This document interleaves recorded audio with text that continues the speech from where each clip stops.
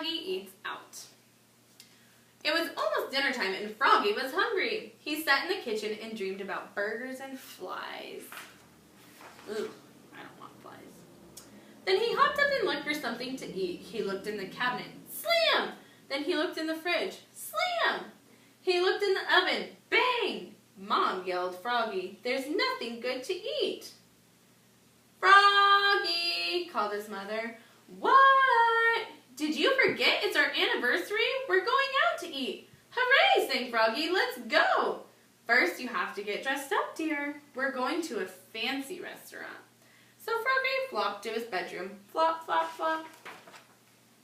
He slipped off his shirt, unzipped his pants, took off his shoes, pulled off his socks. He even changed his underwear with a zap of elastic. Then he tugged on his best pants, zip, buttoned up his best shirt, zip, zip, zip, put on his best socks, zoop, then pulled on his best shoes, zip, and tied them up, zoop, zip. Then he put on his best bow tie, snap, and flopped out to show his mom and dad. Flop, flop, flop. You look very handsome, dear, said his mother, but you forgot to wash. Oops, said Froggy. So he went to the bathroom and washed his hands and face. Splash, splash, splash. He used lots of water, but only a little bit of soap. Then he dried off with a towel, zoop, and looked at himself in the mirror. He thought he was kind of cute. Froggy, called his father. What? Time to go, said his dad. We'll be late. And off they flopped to the restaurant. Flop, flop, flop. At the restaurant, Froggy's eyes grew big and round. There were glowing candles and flowers and vases and tablecloths white as snow. This is a fancy restaurant, said Froggy. Yes, said his mother, so remember, be neat, be quiet, and don't put your feet on the table. When they were seated, Froggy said, I'm hungry, let's eat. First we have to order, dear, said his mother. I want a hamburger, said Froggy. No hamburgers here, said his father. When the waiter handed him a menu, Froggy opened it and knocked over a glass of water. Crash! Oops, cried Froggy. Oh, Froggy, said his mother. Remember what I told you? I know, said Froggy. Be neat, be quiet, and don't put your feet on the table.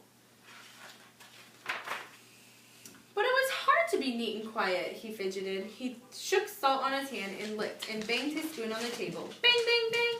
Then he hit hard on the tip of his spoon and flipped right into the waiter's hand. Bonk! After the waiter finally came and took their orders, he waited and waited and waited. Froggy pulled the petals off his flowers and blew on the candle. He sucked on the sugar cubes and ice cubes. Then he hopped up the floor around the restaurant, flop, flop, flop, singing, be neat, be quiet, and don't put your feet on the table. Froggy, called his father. What? Please sit down now. Froggy sat down. Finally, dinner was served. Froggy stuck his fork in a huge plate of spaghetti and sucked up some slurp.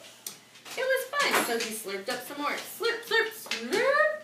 And that's when he saw Froggalina.